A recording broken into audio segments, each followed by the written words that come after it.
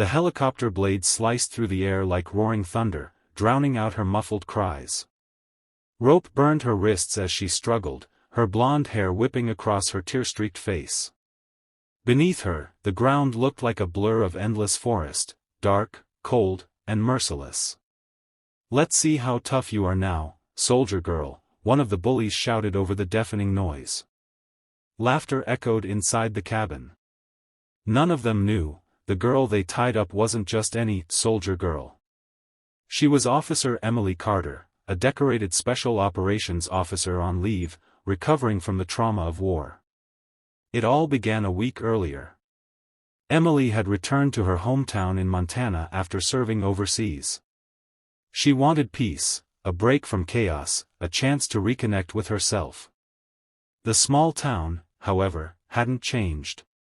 It was still filled with people who judged her not for her courage but for her quietness. A group of young men, spoiled sons of a wealthy businessman, mocked her uniform when she wore it at a local diner. "Playing army again," one of them sneered. Emily ignored them, keeping her composure. She'd faced worse on the battlefield. But they saw her silence as weakness. Over the next few days, the harassment grew. They taunted her in public, vandalized her car, and even followed her to the outskirts of town. Emily never reported it, she'd learned to endure pain. But when they cornered her near the old airstrip, things went too far. "You think you're brave?" their leader, Jake, smirked, stepping closer. "We'll give you a real taste of fear." Before she could react, a blow struck the back of her head. Darkness swallowed her. When she woke up, the rhythmic thump of helicopter blades filled her ears. She was tied up, her wrists aching, mouth gagged. Panic surged through her veins as she realized what was happening. The bullies had stolen a chopper, one Jake's father owned, and were flying over the dense forest that stretched for miles.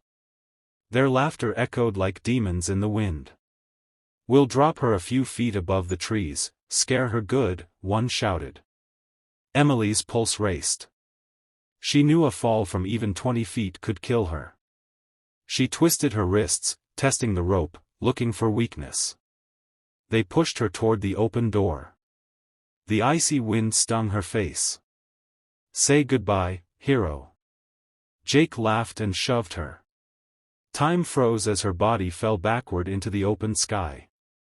For a moment, all she saw was blue, then green rushing up to meet her. Her training kicked in. She twisted midair, spotted a thick tree below, and braced for impact.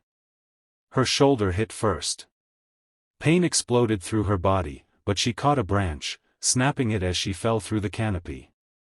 When she finally hit the forest floor, she was bruised, but alive.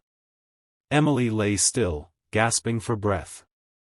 The sound of the helicopter faded into the distance. Rage and clarity filled her mind. They thought she was helpless. They thought they could break her. But they had no idea who they'd just